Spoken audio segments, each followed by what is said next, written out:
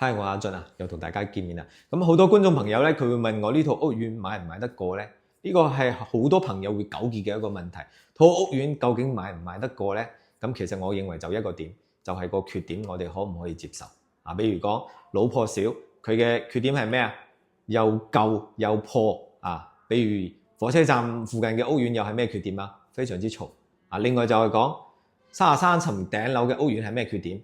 樓層太高啊，又係頂樓，唔好住，可能會漏水嘅一個隱患性啊。再講偏遠啲嘅一啲屋苑係咩缺點呢？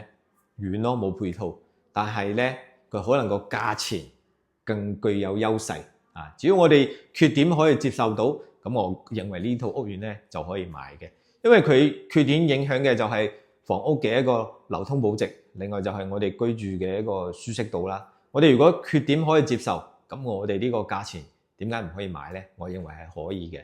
優點呢，如果我哋需唔需要特登去了解呢？其實我哋可以做足一啲睇樓前嘅一啲功課啲攻略，去睇一睇我哋啲視頻介紹。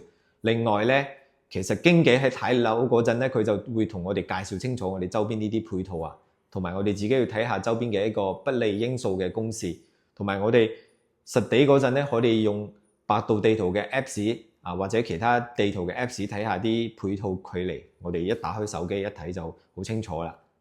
咁其實唔使糾結嘅。咁如果我糾結呢，我哋去將啲缺點寫出嚟，1、2、3、4、5有咩缺點寫出嚟如果我哋睇完呢5個缺點呢，我覺得都 OK 都可以接受，咁我哋就可以買嘅。如果我哋接受唔到，咁好簡單咧，就唔買啫。呢個都係睇個人嘅啫。